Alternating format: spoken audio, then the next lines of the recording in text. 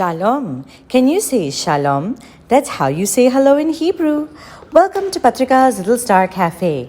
Facts that are fast, fun, and keep you happy. Today is Friday, June 18th, 2021, and here are today's matters for chatter.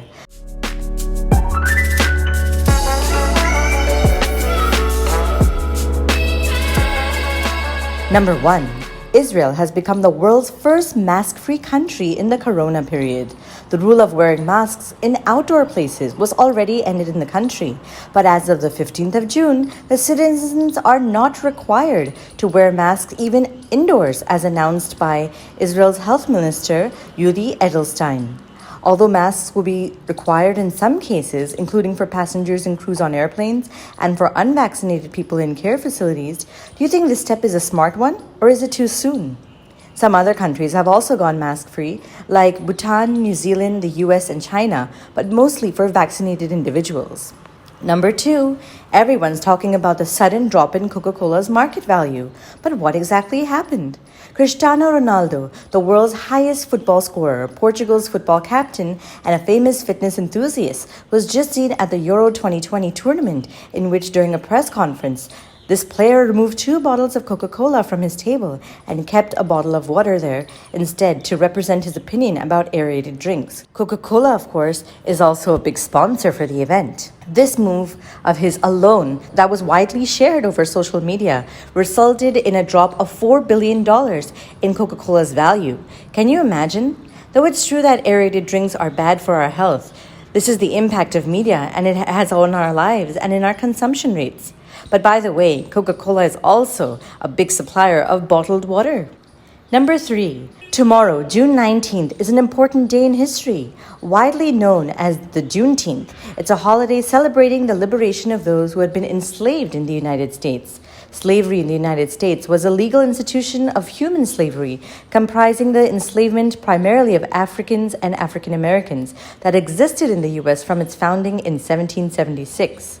From early colonial days, it was practiced in Britain's colonies, including the 13 colonies which formed the United States. Under the law, an enslaved person was treated as property and could be bought, sold, or even given away.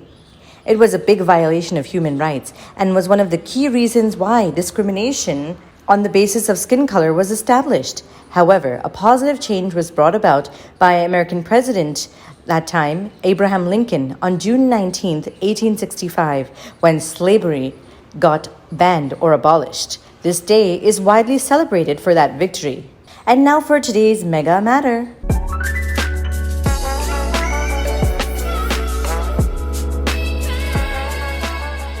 Earlier this week, the small Central American Republic of El Salvador went down in history as the first country in the world to accept Bitcoin as their currency.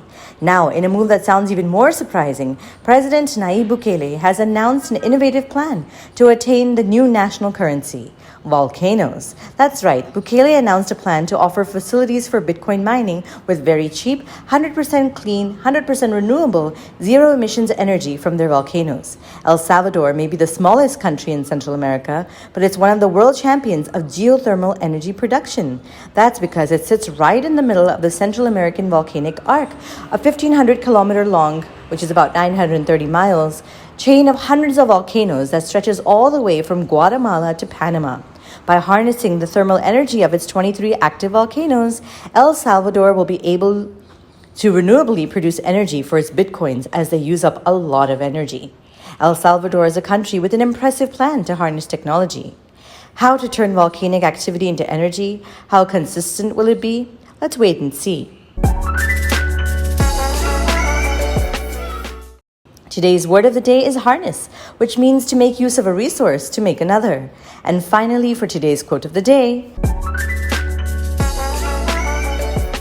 I have chosen to be happy because it's good for my health. That's a quote by Voltaire. Thank you for listening, and do send us your questions and comments via WhatsApp, or you can email us at diptyanti@gmail.com. Take care, lots of love, Dipti Auntie. Twinkle, twinkle, little star, do you know how loved you are?